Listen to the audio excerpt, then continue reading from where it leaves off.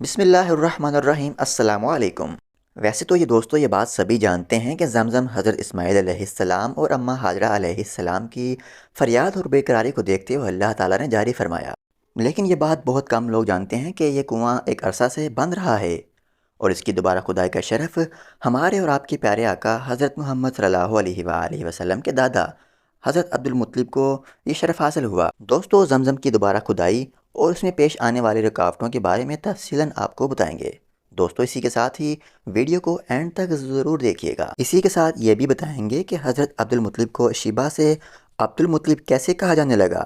حضرت ابراہیم علیہ السلام کے بیٹے حضرت اسماعیل علیہ السلام کے 12 بیٹے تھے۔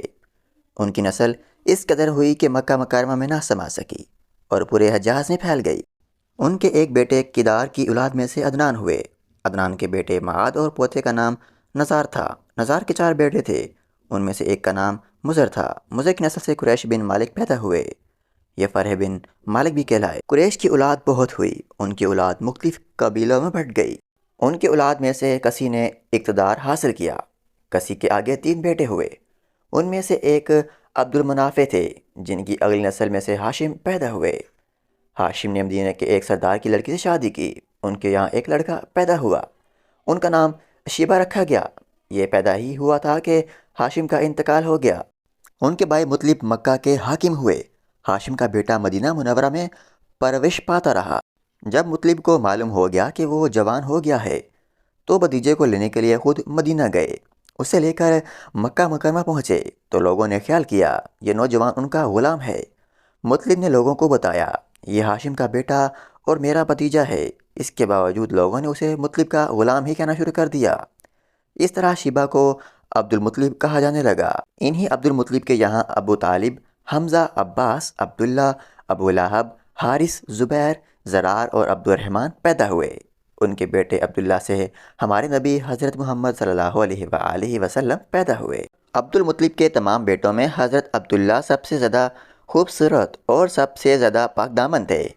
عبد المطلب کو خواب میں زمزم کا کنواں کھودنے کا حکم دیا گیا، یعنی حضرت اسماعیل علیہ السلام کے کنویں کو قبیلہ جرہم کے سردار مزاد نے پھاڑ دیا تھا۔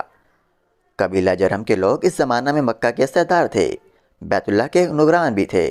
انہوں نے بیت اللہ کی بے حرمتی شروع کر دی۔ ان کا سردار مزاد بن عمرو تھا، وہ اچھا آدمی تھا۔ اس نے اپنے قبیلے کو سمجھایا کہ بیت اللہ کی بے حرمتی نہ کرو، مگر ان پر اثر نہ ہوا۔ جب مزاد نے دیکھا کہ ان پر کوئی اثر نہ ہوتا تو قوم کو اس کے حال پر چھوڑ کر وہاں سے جانے کا فیصلہ کیا۔ اس نے تمام مال و دولت، تلواریں اور زریں وغیرہ خانہ کعبہ سے نکال کر زمزم کے کنویں میں ڈال دیں اور مٹی سے اسے پاٹ دیا۔ کنواں اس سے پہلے ہی خشک ہو چکا تھا، اب اس کا نام و نشان مٹ گیا۔ مدتوں یہ کنواں بند پڑا رہا۔ اس کے بعد بنو کنیزہ نے بنو جرہم کو وہاں سے مار بھگایا۔ بنو کنیزہ اور کسی کی سرداری کا زمانہ اسی حالت میں گزرا، کنواں بند رہا، یہاں تک کہ کسی کے بعد عبد المطلب کا زمانہ آ گیا۔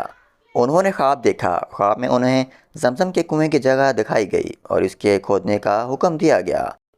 حضرت علی رضی اللہ تعالیٰ عنہ سے روایت ہے کہ عبد المطلب نے بتایا کہ میں حجر اسود کے مقام پر سو رہا تھا کہ میرے پاس آنے والا آیا۔ اس نے مجھے کہا طیبہ کو کھودو۔ میں نے اس سے پوچھا طیبہ کیا ہے، مگر وہ کچھ بتائے بغیر چلا گیا۔ دوسری طرف رات پھر وہی شخص خواب میں آیا، کہنے لگا برہ کو کھودو۔ میں نے پوچھا برہ کیا ہے، وہ کچھ بتائے بغیر چلا گیا۔ تیسری رات میں اپنے بستر پر سو رہا تھا کہ پھر وہی شخص خواب میں آیا، اس نے کہا مدنونہ کو کھودو۔ میں نے پوچھا مدنونہ کیا ہے، وہ بتائے بغیر چلا گیا۔ اس سے اگلی رات میں پھر بستر پر سو رہا تھا کہ وہی شخص پھر آیا اور بولا زمزم کھودو۔ میں نے اس سے پوچھا زمزم کیا ہے، اس بار اس نے کہا زمزم وہ ہے جس کا پانی کبھی ختم نہیں ہوتا، جو حاجیوں کے بڑے بڑے مجموعوں کو سراب کرتا ہے۔ عبد المطلب کہتے ہیں میں نے اس سے پوچھا یہ کنواں کس جگہ ہے، اس نے بتایا جہاں گندگی اور خون پڑا ہے اور کنواں ٹھونگے مار رہا ہے۔ دوسرے دن عبد المطلب اپنے بیٹے حارث کے ساتھ وہاں گئے۔ انہوں نے دیکھا وہاں گندگی اور خون پڑا تھا اور ایک کوا ٹھونگے مار رہا تھا۔ اس جگہ دونوں طرف بت موجود تھے اور یہ گندگی اور خون دراصل ان بتوں پر قربان کیے جانے والے جانوروں کا تھا۔ پوری نشانی مل جانے کے بعد عبد المطلب کو دال لے آئے اور کھدائی کے لیے تیار ہو گئے، لیکن اس وقت قریش وہاں آن پہنچے انہوں نے کہا اللہ کی قسم ہم تمہیں یہاں کھدائی نہیں کرنے دیں گے، تم ہمارے ان دونوں بتوں کے درمیان کنواں کھودنا چاہتے ہو جہاں ہم ان کے لیے قربانیاں کرتے ہیں۔ عبد المطلب نے ان کی بات سن کر اپنے بیٹے حارث سے کہا تم ان لوگوں کو میرے قریب نہ آنے دو، میں کھدائی کا کام کرتا رہوں گا، اس لیے کہ مجھے جس کام کا حکم دیا گیا ہے میں اس کو ضرور پورا کروں گا۔ قریش نے جب دیکھا کہ وہ باز آنے والوں میں سے نہیں ہیں، آخر انہوں نے کھدائی شروع کر دی۔ جلد ہی کنویں کے آثار نظر آنے لگے۔ یہ دیکھ کر انہوں نے اللہ اکبر کا نعرہ لگایا اور پکار اٹھے، یہ دیکھو یہ اسماعیل علیہ السلام کی تعمیر ہے۔ جب قریش نے یہ دیکھا کہ انہوں نے کنواں تلاش کر لیا تو ان کے پاس آ گئے اور کہنے لگے عبد المطلب اللہ کی قسم یہ ہمارے باپ اسماعیل علیہ السلام کا کنواں ہے اور اس پر ہمارا بھی حق ہے، اس لیے ہم اس میں تمہارے شریک ہوں گے۔ یہ سن کر عبد المطلب نے کہا میں تمہیں اس میں شریک نہیں کر سکتا۔ اس پر قریش نے کہا ہم اس معاملے میں تم سے جھگڑا کریں گے۔ عبد المطلب بولے کسی سے فیصلہ کروا لو۔ انہوں نے بنو سعد بن حزم کی کاہنہ سے فیصلہ کروانا منظور کیا۔ یہ کاہنہ ملک شام کے بلائی علاقے میں رہتی تھیں۔ آخر عبد المطلب اور دوسرے قریش اس کی طرف روانہ ہوئے۔ عبد المطلب کے ساتھ عبد المناف کے لوگوں کی بھی ایک جماعت تھی، جبکہ دیگر قبائل قریش کی بھی ایک جماعت ساتھ تھی۔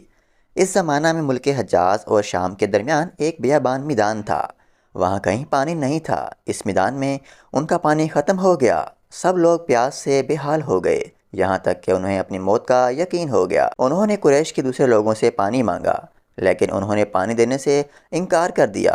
اب انہوں نے ادھر ادھر پانی تلاش کرنے کا ارادہ کیا۔ عبد المطلب اٹھ کر اپنی سواری کے پاس آئے۔ جو ہی ان کی سواری اٹھی اس کے پاؤں کے نیچے سے پانی کا چشمہ ابل پڑا۔ انہوں نے پانی کو دیکھ کر اللہ اکبر کا نعرہ لگایا۔ پھر عبد المطلب سواری سے اتر آئے، سب نے خوب سیر ہو کر پانی پیا اور اپنے مشیزے بھر لیے۔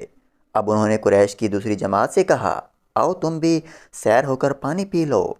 اب وہ بھی آ گئے اور خوب پانی پیا، اور پانی پینے کے بعد وہ بولے اللہ کی قسم اے عبد المطلب یہ تو تمہارے حق میں فیصلہ ہو گیا، اب ہم زمزم کے بارے میں تم سے کبھی جھگڑا نہیں کریں گے۔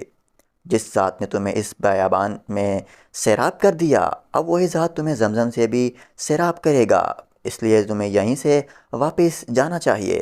اس طرح قریش نے جان لیا کہ اللہ تعالیٰ عبد المطلب پر کتنا مہربان ہے، لہٰذا ان سے جھگڑنا بے سود ہے اور کاہنہ کے پاس جانے کا بھی کوئی فائدہ نہیں۔ چنانچہ سب لوگ واپس لوٹے۔ واپس آ کر عبد المطلب نے پھر کنویں کی کھدائی شروع کی۔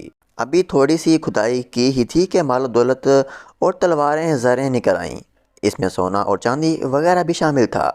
یہ مال و دولت دیکھ کر قریش کے لوگوں کو لالچ نے آ گھیرا۔ انہوں نے کہا عبد المطلب اس میں ہمارا بھی حصہ ہے۔ ان کی بات سن کر عبد المطلب نے کہا نہیں، اس میں تمہارا کوئی حصہ نہیں، تمہیں انصاف کا طریقہ اختیار کرنا چاہیے، آؤ پھانسوں کے تیروں سے کرا ڈالیں۔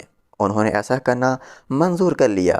2 تیر کعبے کے نام سے رکھے گئے، 2 عبد المطلب کے اور 2 قریش کے، باقی لوگوں کے نام کے۔ پھانسا پھینکا گیا تو مال اور دولت کعبہ کے نام نکلا، تلواریں اور زریں عبد المطلب کے نام، اور قریش کے نام جو تیر تھے وہ کسی چیز پر نہ نکلے۔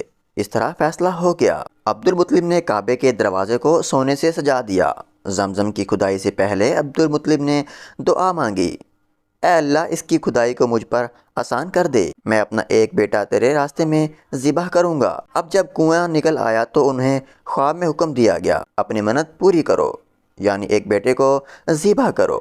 ویسے دوستو حضرت عبد المطلب کی منت اور ان کی قربانی کا ذکر تو ہم آنے والی ویڈیو میں تو کریں گے، لیکن اس سے پہلے حضرت ابو ذر غفاری رضی اللہ تعالیٰ عنہ آب زمزم کی برکت کے بارے میں فرماتے ہیں 1 مہینے تک میرا کھانا سوائے زمزم کے کچھ نہ تھا۔ آپ رضی اللہ تعالیٰ عنہ فرماتے ہیں کہ میں بیماری میں مبتلا ہو گیا۔ آپ کا یہ واقعہ بخاری شریف میں بھی موجود ہے۔ وہ 40 دن تک کھائے پیے بغیر کعبہ شریف میں زمزم پر گزارا کرتے رہے، جس پر نبی کریم صلی اللہ علیہ وآلہ وسلم نے فرمایا یہ کھانا بھی ہے اور پینا بھی، اور سب سے بڑھ کر یہ طبیعت کو بحال کرتا ہے۔ نبی کریم صلی اللہ علیہ وآلہ وسلم زمزم کے پانی کو برتنوں اور مشریزوں میں بھر کر لے جاتے اور بیماروں پر چھڑکتے اور ان کو پلاتے، لہٰذا معلوم ہوا کہ یہ پانی بخار کی حرارت کو ٹھنڈا کرتا ہے اور مریضوں کے لیے شفا ہے۔